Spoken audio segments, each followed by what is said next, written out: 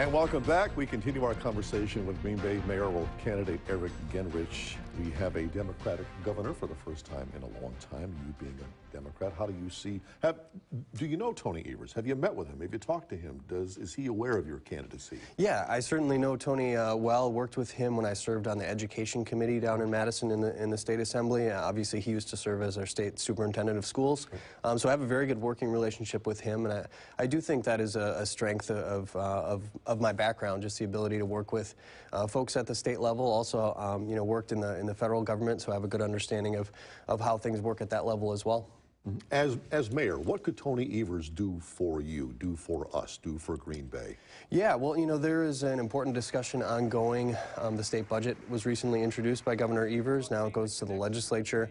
I think there are some really important investments made in the state transportation network, as well as local municipalities. So I plan to work with legislators from the area and around the state of Wisconsin and the Evers administration, if I'm fortunate enough to be in the mayor's office, to really put together a strong budget for Green Bay and for other local communities around the state. As mayor, would you have had a tougher time working with a Governor Scott Walker? No, I don't think so. I was able to work with Governor Walker when I was in the legislature, was able to pass a good number of bills during my tenure there and have them signed by Governor Walker. So I think I would have been very capable of working with him as well. You know that the governor recently was focusing on transportation in his first budget. Part of that proposal was to allow undocumented immigrants to obtain driver's licenses and state ID cards. Where do you stand on that plan? Do you support it? You against it? Well, our chief of police, Andrew Schmitt, has talked about that being a safety issue, making sure that all folks who are driving on our roads are capable of doing that. They're taking all the tests and have the insurance that's necessary. So I would sort of defer to our leaders in law enforcement on those sorts of questions. Where do you see Green Bay as far as our biggest issue? Right. So, we've talked a lot about infrastructural needs. I think that is the most pressing one that we face. But we, of course, need to continue to develop our economy and our community.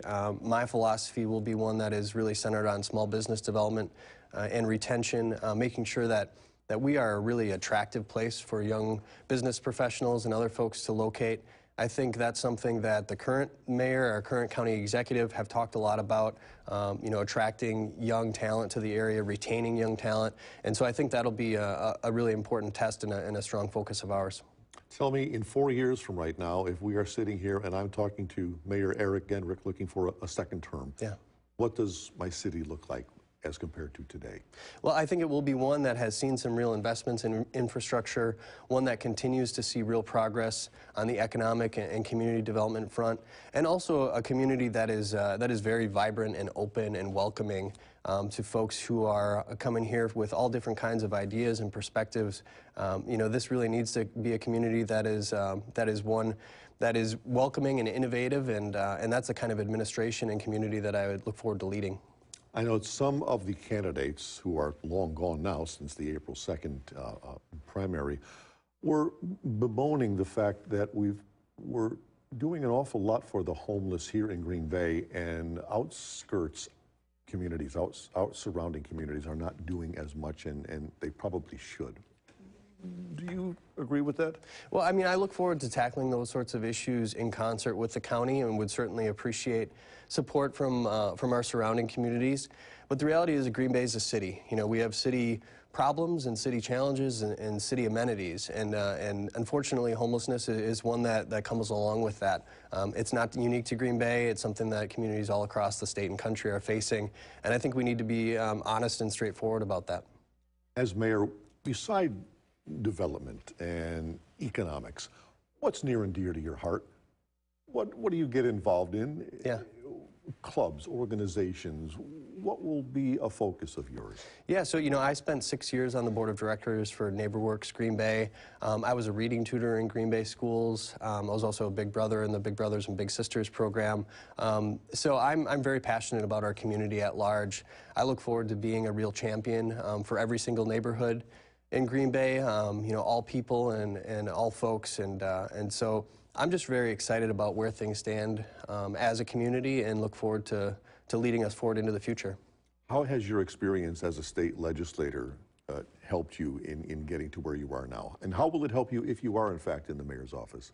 Well, I think that ability to work with folks of all different perspectives, the connections that I've developed with the Evers administration and with the Republican legislators from this area, just having that sort of broader perspective, having friends and supporters all across the state of Wisconsin, folks who are involved in local government from Racine to Eau Claire to everybody in between, I think that offers me a unique perspective and a valuable one.